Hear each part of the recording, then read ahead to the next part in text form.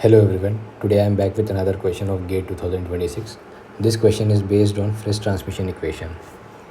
This question seems to be very easy, but there is a small trap. What they have given is PR equals to product of PT, GT, GR, lambda square divided by 4 pi d whole square. And they have mentioned that PR and PT are the received and transmitted power. GT and GR is the gain of transmitting and receiving antenna. D is the distance between the transmitter and receiver antenna. Lambda is the wavelength. GT and GR are given to be unity.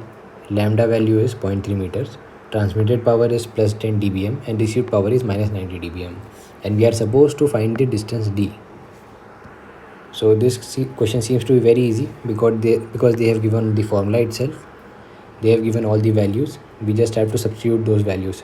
We don't have to remember the formula also, but there is a trap in this. What they have given is PT equals to plus 10 dBm and PR equals to minus 90 dBm. The catch is this dBm.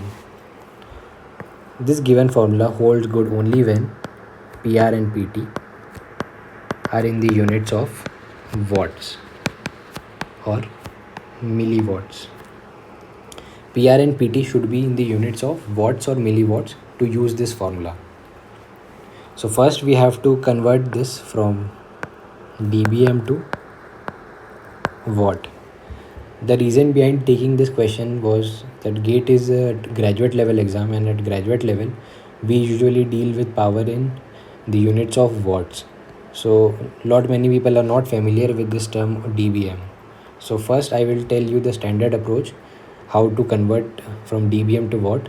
After that I will tell you a shortcut so that you can directly convert it from dBm to watt. So let's first go with the standard approach. Power in dBm is given by 10 logarithmic of power in watts divided by 1 milliwatt.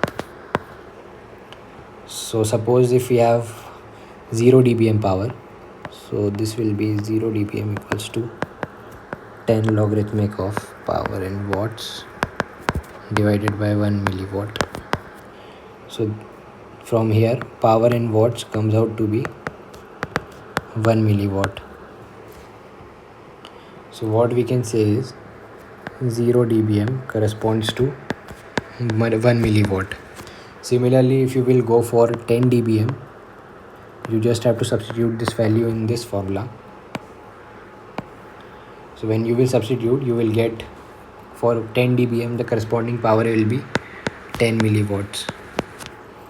For 20 dBm it will be 100 milliwatts. For 30 dBm it will be 1000 milliwatt. So what you can see is for every 10 dBm increase, the power in watts increases by 10 times. For every 10 dBm increase, the power in watts increases by 10 times. So if this holds good for the increasing power, this will also hold good for decreasing power. So for every 10 degree decrease in dBm, the power in watts will decrease by 10 times. So just let me write this. For every 10 dBm increase, power in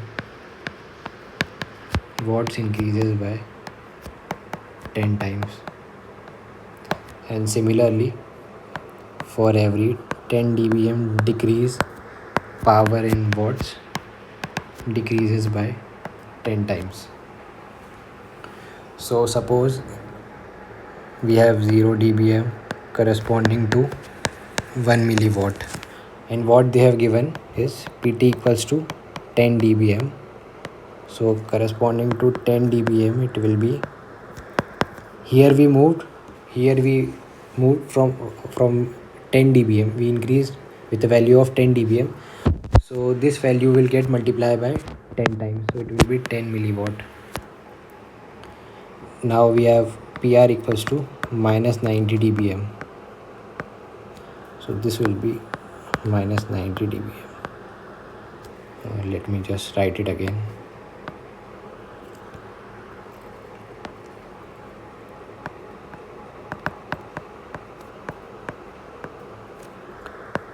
Zero dBm corresponds to 1 milliwatt.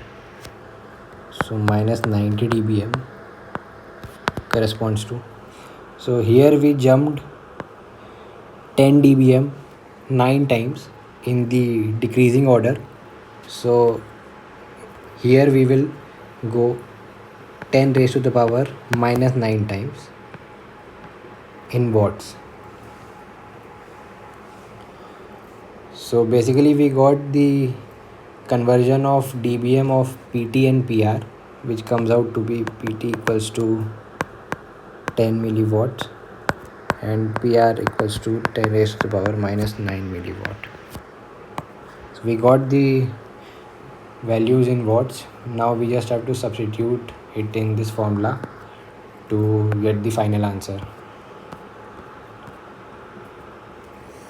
So PR equals to PT GT GR lambda square divided by 4 pi d whole square.